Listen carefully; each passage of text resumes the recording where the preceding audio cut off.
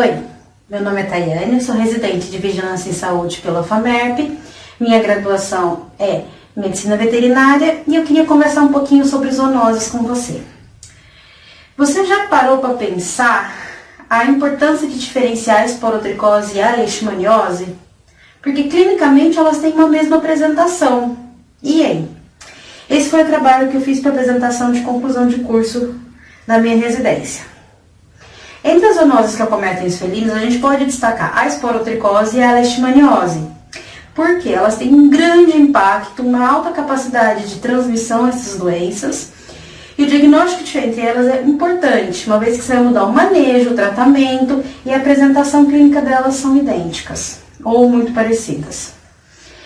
A gente tem a esporotricose, que é um fungo, o mais comum é a Esporotrix shikenji, mas a gente já sabe que nas regiões sul e sudeste do Brasil a gente tem uma espécie mais virulenta, que é a Esporotrix brasiliensis. A apresentação da esporotricose é em climas temperados e tropicais, ou seja, ela vai pegar essa faixa aqui do globo. No Brasil a gente tem relatos de casos no Rio Grande do Sul, Santa Catarina, Paraná, São Paulo, Minas, Rio de Janeiro e Espírito Santo, sendo que no Rio de Janeiro é uma epidemia de grande importância. Por quê? Tem muita gente ficando doente e muito animal ficando doente por causa da esporotricose. A leishmaniose é um protozoário do gênero Leishmania, de caráter zoonótico e é presente em 88 países, que pega mais ou menos a mesma faixa, países tropicais e de clima temperado. A gente tem a esporotricose, o fungo, presente em solos, no tronco de árvores, o que facilita para os gatos acabarem adquirindo, uma vez que eles escalam e sobem nos troncos de árvore. No ambiente ele tem uma forma filamentosa e quando ele está no hospedeiro ele vai ter uma forma leviduriforme. A leishmania ela depende desse mosquitinho aqui, que é um feblotomínio do gênero é um feblotomínio do gênero Lutsomia. O que ele vai fazer? Ele vai levar a leishmaniose de um para outro e fazer parte do ciclo. É um protozoário que no vetor estava na forma promastigota e a partir do momento que ele passa para o hospedeiro, ele vai para a forma amastigota. Ah, mas tá, um é diferente do outro. E a apresentação clínica? Vamos pensar nisso. A esporotricose é uma micose cutânea. O que você vai ter? Placas com crostas, cascas, bordas elevadas, nódulos em região de orelha. Principal região de acometimento da esporotricose, plano nasal. Depois a gente vai ter o resto da face e as orelhinhas. E aí, a hora que você olha para as crostas, para as placas e olha para a orelha do gato com leishmaniose, isso parece com isso. Não é, depende da apresentação do animal, mas olha só, a gente tem coisas que parecem bastante.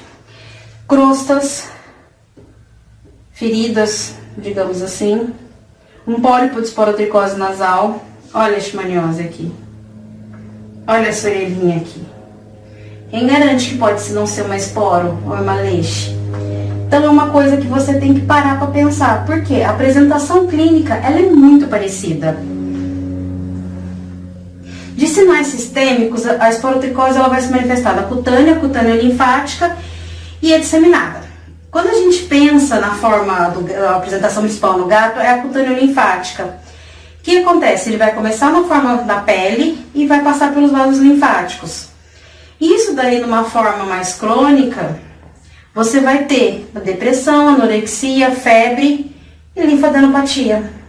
E se a gente parar para pensar e observar a leishmaniose com sinais sistêmicos, a gente também tem depressão, anorexia, emaciação, estomatite, gengivite, vômito, diarreia, pode perder líquido, ficar desidratado, hipertermia e a linfadenopatia, que vai ser o aumento generalizado dos linfonodos.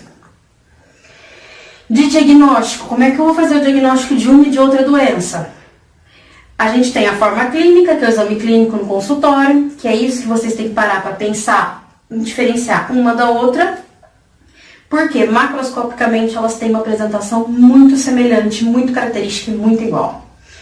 Então a gente vai ter a microscopia direta, que é você colocar isso numa lâmina e você ver a cultura desse material, para a gente poder ver se cresce ou não o fungo. O imunohistoquímica e a reação de cadeia de polimerase, que é o PCR. Da leishmaniose, o exame clínico no consultório, o exame direto, que você de alguma maneira vê a leishmania. E tem também as provas sorológicas, que é o ELISA, o RIF, a fixação de comprimento, PCR e citometria de fluxo. Quando a gente pensa num exame para outro, a gente pode escolher vários materiais para pensar. O que acontece? A esporotricose, por ter uma carga fúngica muito grande em pele, nos felinos, a gente consegue fazer um exame de uma forma mais fácil, fazer essa visualização direta, que pode ser por imprint, que nada mais é que pegar uma lâmina de microscópio, calibrar ela assim em cima da lesão, corar, colocar no microscópio, ver se você vê leveduras. Ou você pode fazer a CAF, que é a punção aspirativa por agulha fina. Você vai pegar esse nódulo, você vai puncionar esse nódulo, colocar esse material na lâmina, fazer um esfregaço entre as lâminas, corar e olhar no microscópio. Isso você já consegue fazer com punção de linfonodo, de medula óssea, com outros materiais. O que é o importante? É você ver o que você visualiza nessa lâmina. Por quê?